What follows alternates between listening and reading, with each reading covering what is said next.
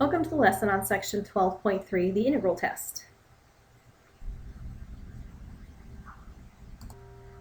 In this lesson, you'll learn how to use improper integrals to determine whether a series converges or diverges.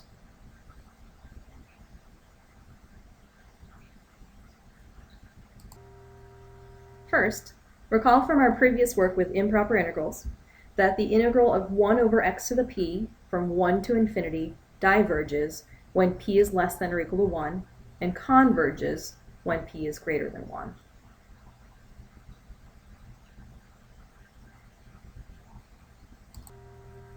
The integral test for convergence of an infinite series states that if the terms of a sequence a sub n can be described by a continuous positive decreasing function on the interval from 1 to infinity, then convergence of the improper integral implies convergence of the corresponding series, while divergence of the improper integral implies divergence of the corresponding series.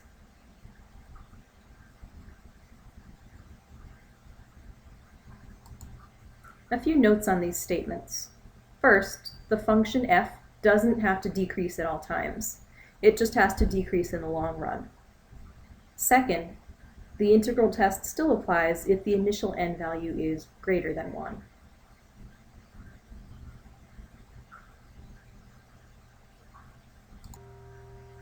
Let's look at how the integral test applies to a series we've already seen diverges.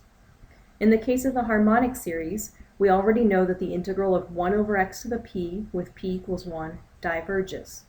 We can use areas of left endpoint rectangles to form a series that's greater than the area under the curve, so the harmonic series must diverge.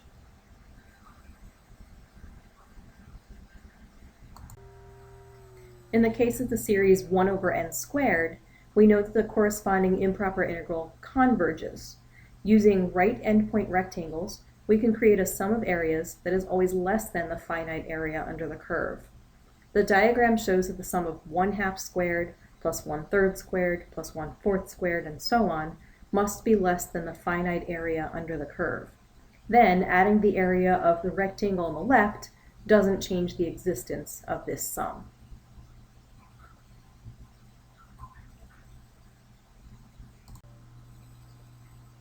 For the first example, I'll use the integral test to show that the series from n equals 2 to infinity of 1 over n times the natural log of n squared converges. To evaluate the corresponding integral, I'll use a substitution in which u equals the natural log of x and du equals 1 over x dx. That makes the integral of u to the negative 2 du, which evaluates to negative u to the negative 1. Since this integral is improper, I need to find the limit of this expression evaluated from 2 to t as t approaches infinity. The limit of 1 over the natural log of t as t approaches infinity is 0, so my limit is 1 over the natural log of 2, which exists. So by the integral test, this series converges.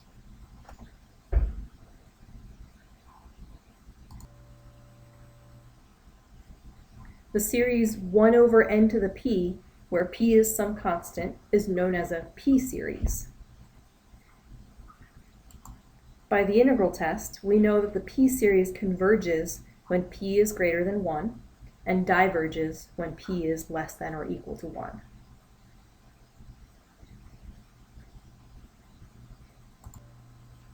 Now I'll determine whether the series n to the negative 0.9 power converges or diverges. This series can be rewritten as 1 over n to the 0.9 power, which is a p-series with p equal to 0.9, which is less than 1. This means that the series diverges.